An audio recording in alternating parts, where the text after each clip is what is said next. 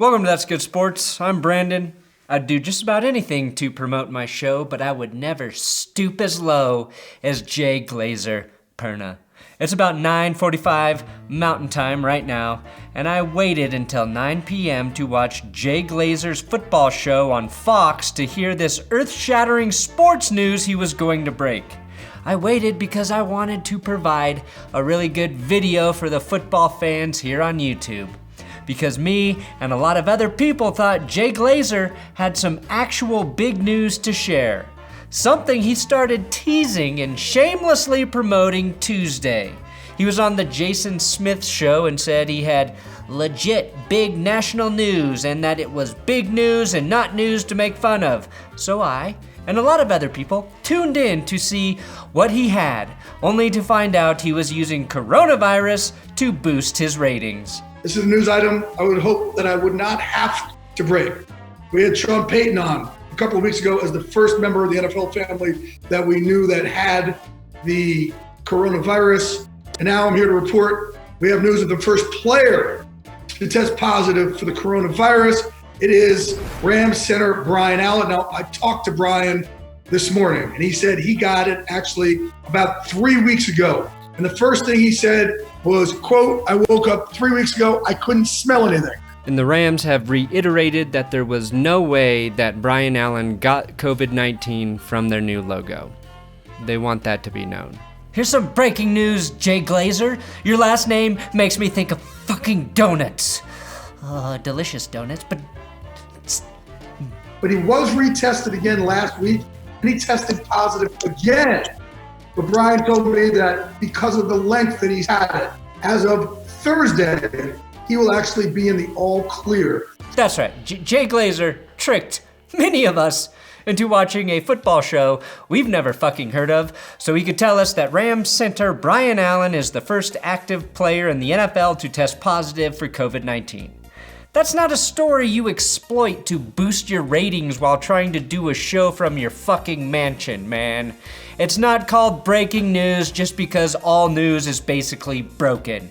It's called breaking because it's about break dancing, or is actually worth staying up until 11 p.m. to finish a fucking video for. This is something you break on Twitter and then talk about on your show in an interview with Brian. Now I get that all news is captivating eyeballs right now because of coronavirus, and that this is relevant, and I'm not outraged, truly. I'm not an outrage culture guy, okay? But the way you tease that titty only to give us a taste of skim milk is shameful, Jay. Now I'm glad Brian Allen will make a full recovery. These things should be reported, but me waiting to upload this episode to discuss the important earth-moving news you could only report on your show forces me to let down the people here. This episode sucks now.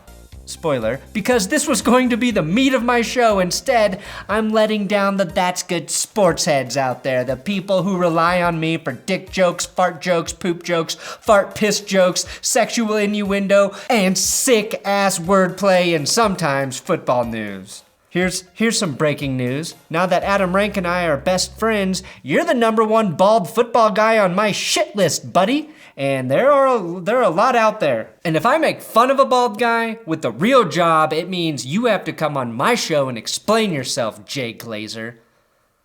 Jay Glazer. I didn't even drink whiskey tonight. I stuck with my Topo Chicos so I could be sober for this shit. Boy, that was a wasted whiskey night. Anyway, a member of the Chargers organization also tested positive for COVID-19. And you know how Adam Schefter broke that news? Like a damn gentleman with the tweet. The Falcons may be looking to trade up in the draft, and people think Odell Beckham is going to the Vikings because of this Jay Glazer fiasco, and the Browns released new uniforms today. Also teased like it was going to be a big thing that was just more of the same. Oh my God, sports are really, really, really, really dead. That's good, sports. I'm here to tell you right now, we don't care. Let me tell.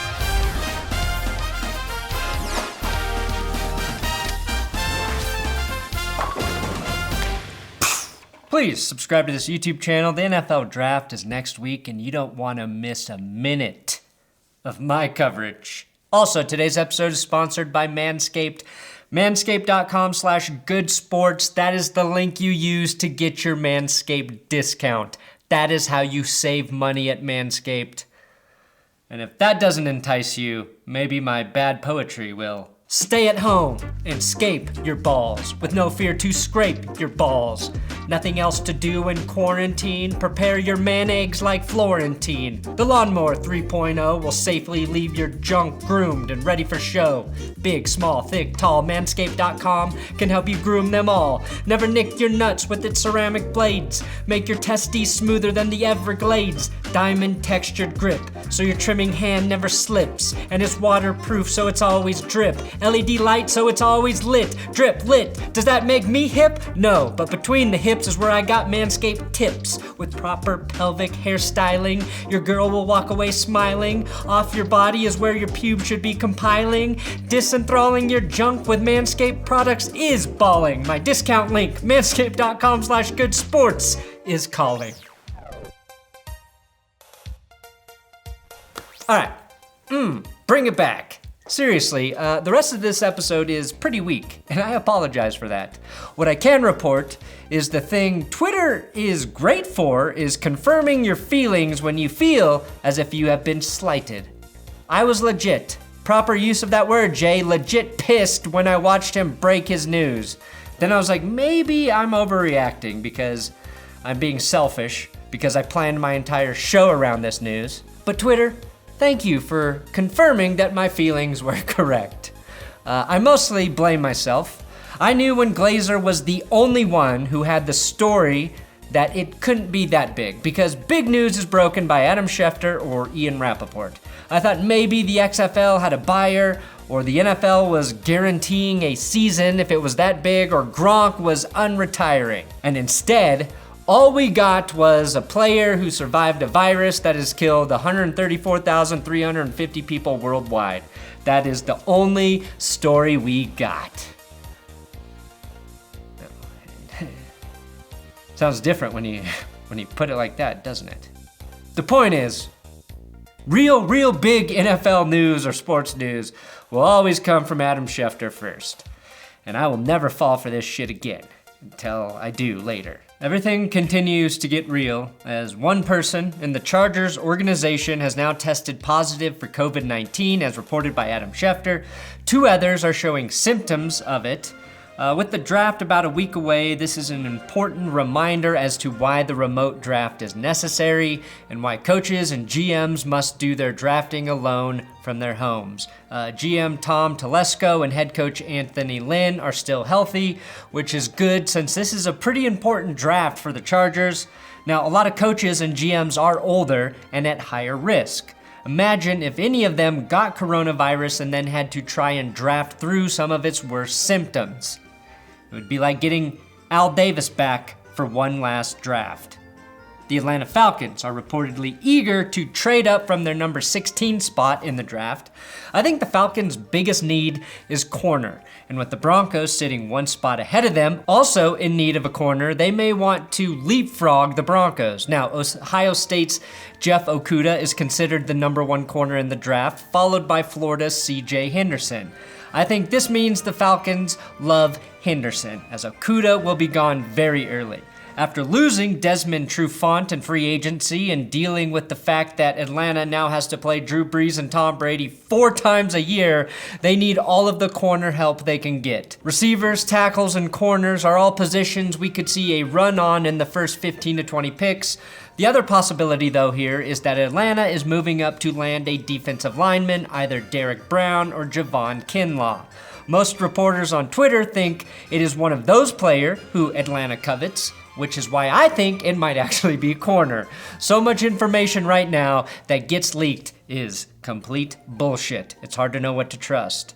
Which is why I'm also not putting too much stock into the Odell Beckham Jr. trade rumors right now. There was one report that said the Browns are in talks with the Vikings to trade Beckham. If that happens, just consider Browns' new head coach Kevin Stefanski, Josh McDaniels 2.0, sent to Cleveland to destroy the Browns and help the Vikings. Now, something I missed yesterday is that in addition to filing for Chapter 11 bankruptcy, the XFL is also for sale. Now, is there anyone out there watching this show right now with a degree in finance who can tell me what the fair market value is for a spring football league during a global pandemic where experts say fans can't attend sporting events until the fall of 2021? Does anyone know what that value is?